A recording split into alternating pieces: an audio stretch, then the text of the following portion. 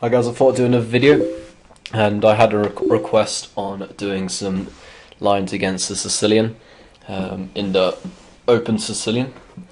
So that starts off with e4, c5, and now knight f3, d6, and then d4. And in this video I'm going to start with the Sicilian Dragon, as I have played that previously in my career, a younger age, and yeah, I played it for a couple of years, and so I'm pretty experienced with playing a dragon myself, and I know how to play against it. So knight takes d4, knight f6, knight c3, and now g6. So this is the start of the Sicilian Dragon, and then we're going to play bishop e3, bishop g7, f3, and this is the Yugoslav attack. Knight c6. Castles can also be played here. They basically do the same thing. It's knight c6, queen d2. This is the idea of the Yugoslav attack. You want to castle queen side, whilst black castles king side, and you can launch a bishop at h6 and start attacking with h4, g4. So castles, and now the line I recommend is just castling queen side here. Another line is to play bishop c4. This is like the main. This is the main line, and the reason to play bishop c4 is you stop any d5 advanced ideas. And also after bishop c4 you always have a nice pin against the king on g8. So when you get your pawn up to h5, you can, when you take on g6, black can never take back, whereas f pawn has to take back the h pawn, which opens up the h file. So black continues bishop d7 here, and you can see castles, rook c8, threatening a discover attack on the bishop, and after bishop b3, knight e5. And play normal continues something like h4 or g4 here, and yeah, these lines are pretty aggressive. Also another line, this is the line I like playing with black whenever I play dragon, is rook b8. It's called the Chinese Dragon, and the idea is just to play b5 here and sacrifice the pawn to put a lot of pressure on b2. So obviously you've got this bishop lined up against the b2 as well. And if you've got the rook there and the queen's going to come out to a5, if the rook's going to swing across, this can be really deadly, especially as not as much people know this rook b8 line. It's quite a nice aggressive side line. And I played this in Czech Republic in an under 14 event, and I won the whole tournament. I won all my black games. Every single black game I had, I got e1, e4, and every game I got this position with rook b8. And yeah, I won every single one. I guess the people in Czech Republic don't want to play against it. The juniors there, they all seem to play open Sicilian and didn't know what to do. So I recommend this line if you're playing the black side of things here. So now back to castles. It's the line I recommend. And now d5. This is black's best move here, because white hasn't played bishop c4, black can now break away with d5. Some inexperienced dragon players might play bishop d7, and I don't think this is as good, because now it's just like before, they're going to try to play rook c8, but it's not as good because there's no bishop on c4, so I'm not having to waste time going back to b3.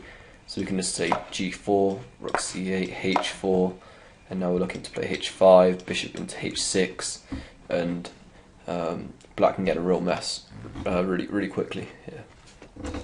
So d5 is almost always played, and now there's a couple of tricky moves here. The best move is e takes d5. Some people have tried playing like moves like king b1. This is always good if you're playing an experienced player.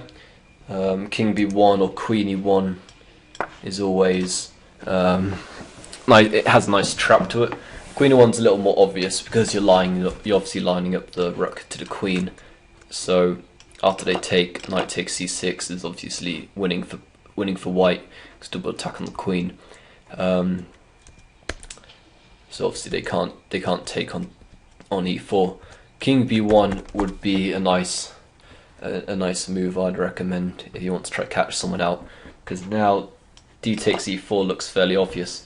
This actually loses a piece, because after knight takes c6, we're attacking the queen, so they can't recapture our knight.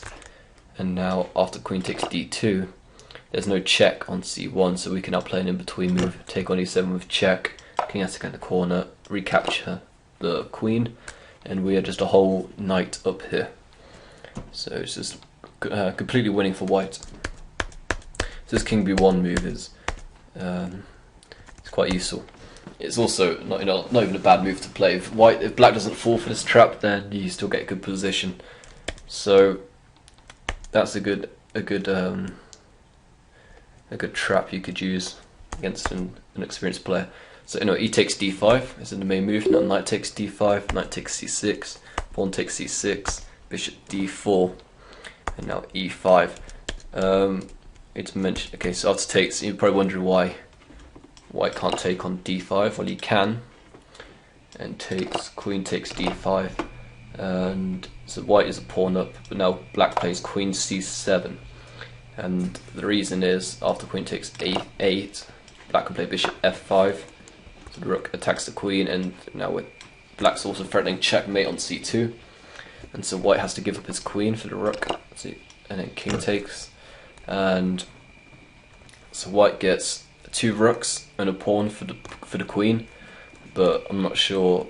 I think the black players really like this because of this great attack on the king, and these pieces aren't really passive at the moment. So say if white tries bishop d3 here, which looks like a normal move, then something like queen e5 is really dangerous because of the attack on both the bishop on e3 and queen takes b2. And I actually had a game with black here where I won really quickly, so I'll switch the board around. So I won really quickly in this position after bishop takes f5. Obviously now white is actually threatening checkmate on back rank. You've always got to be careful about this in this line, but I found a nice way to win here. He's got queen takes e3 check. Obviously rook can't block because then we just take on e5 on g5, and now we actually have a bishop as well, which is winning, and there's no mate on the back rank because the pin on the king. So white has to play king b1, but now after queen b6, we're not only attacking the bishop, we're threatening checkmate on b2, and we defend the back rank with our queen. And so, say after b3, stopping checkmate, we just recapture the bishop and play something like e6, we don't get back rank mated, and black's winning here. So I had a game with black a while ago. It went like this. So anyway, let's go back. This is the reason this queen takes a8 is not as good. You can play this line, and a good move to play here is queen to c5. And obviously black doesn't want to trade queens, they go queen b7. And you can sort of force a draw here of queen b5, queen c7, queen c5 if you want. Or try to make them exchange queens, which is never good for black because they're just a pawn down.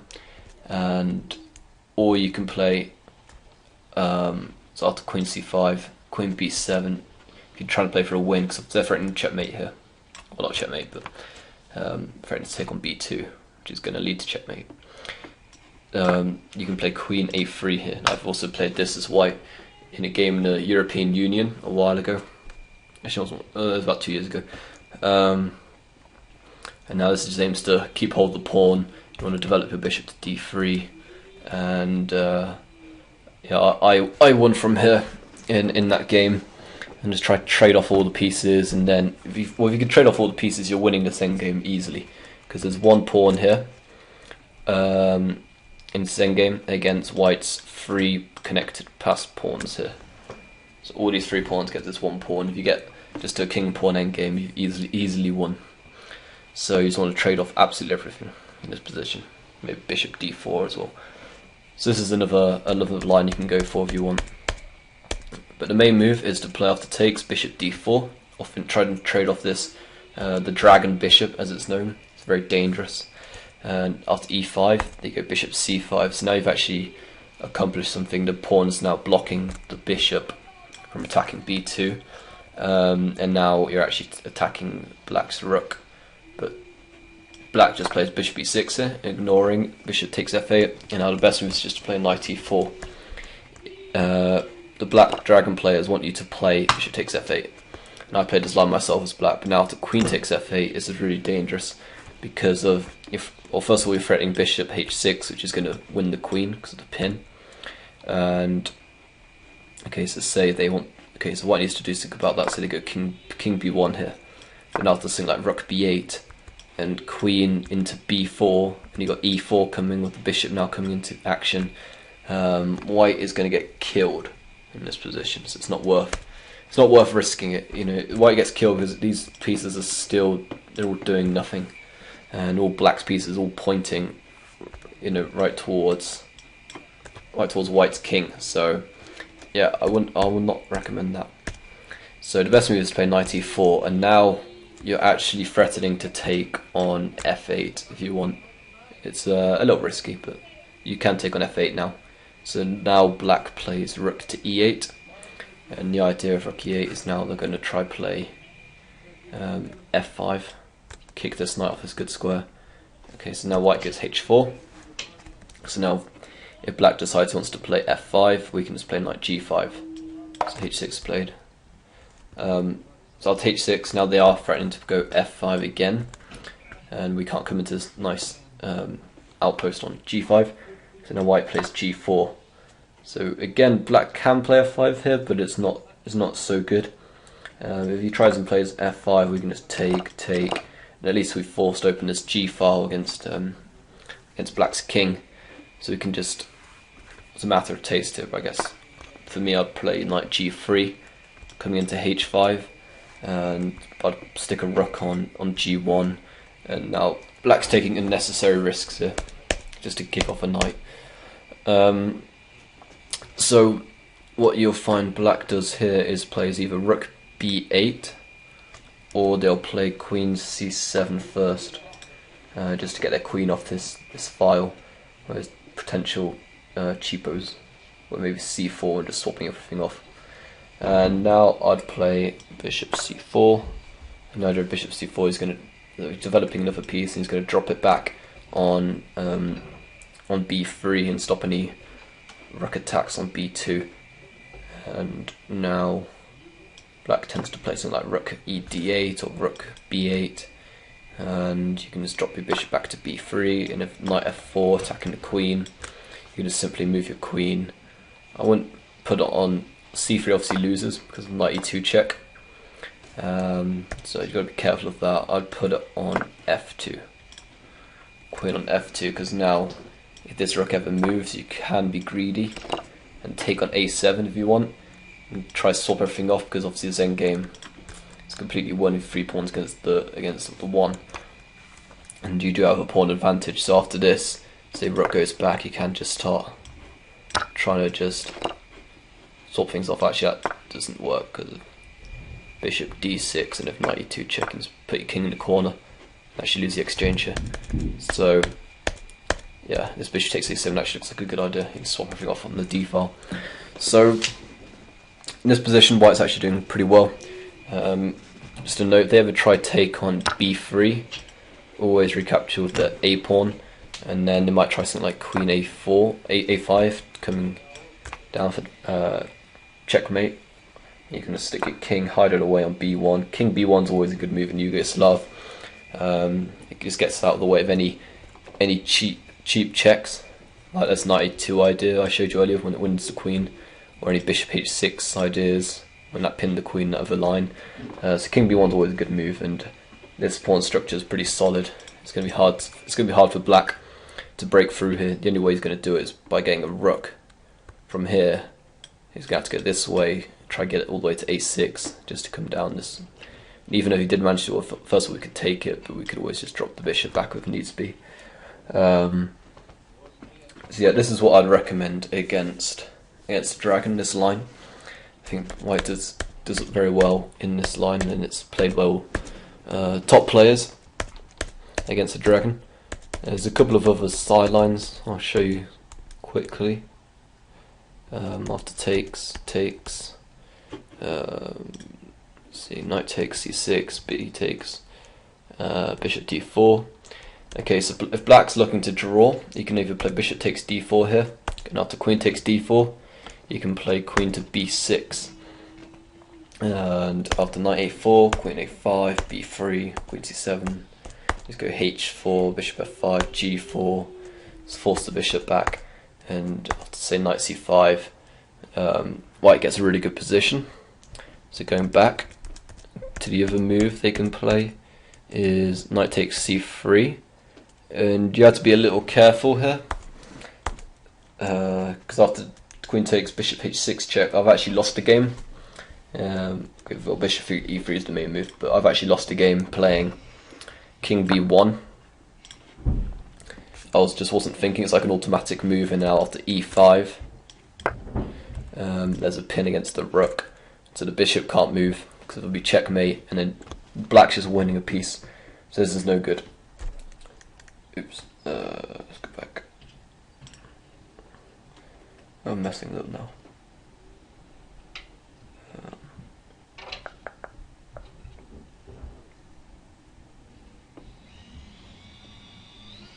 I lost where I was. Go back.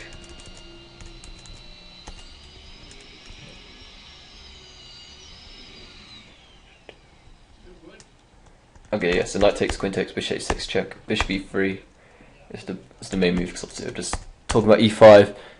e5 is losing for white, so bishop e3, and now we are attacking both the bishop and the queen.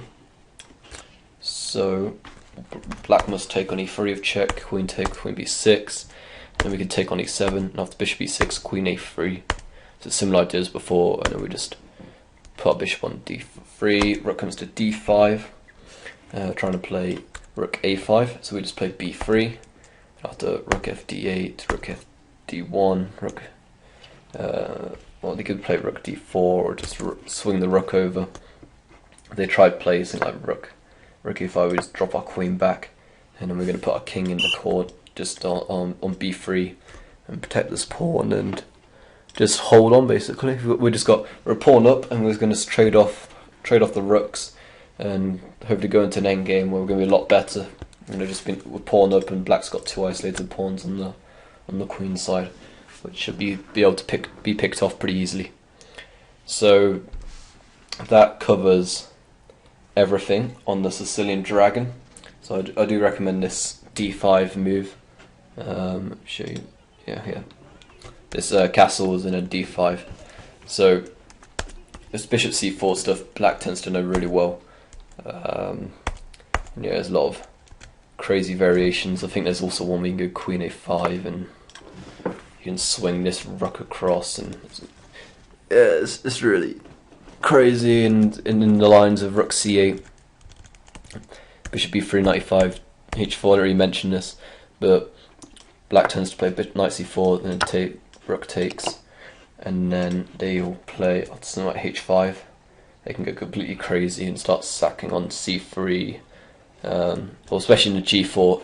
After you go g4, black tends to, I think he takes this way. He takes on c3 first. Oh no, they play queen a5 first, and after something like h5, I think they take. They force double pawns here, and then they do something like they take on g4 now, and after takes they take on e4, and then they actually get really good compensation. I think it's something like this, but it's the same idea. They do all this weird stacking all over the place, and it's really annoying, especially on c3. You got to watch out for that if you do decide to play this line, because these double pawns are not pleasant to play with. And I've lost games here because all your pawns just go. All of them. And I always end up losing all of them. I tend to lose these ones and this one, especially the c3 pawn. I don't think this is the correct position because obviously white's winning here. He's got rook for 2 pawns. It's when the queens stay on. I think this rook must come. The rook must come to c8 first, and then everything gets sacked, because then the queen still can come down this way.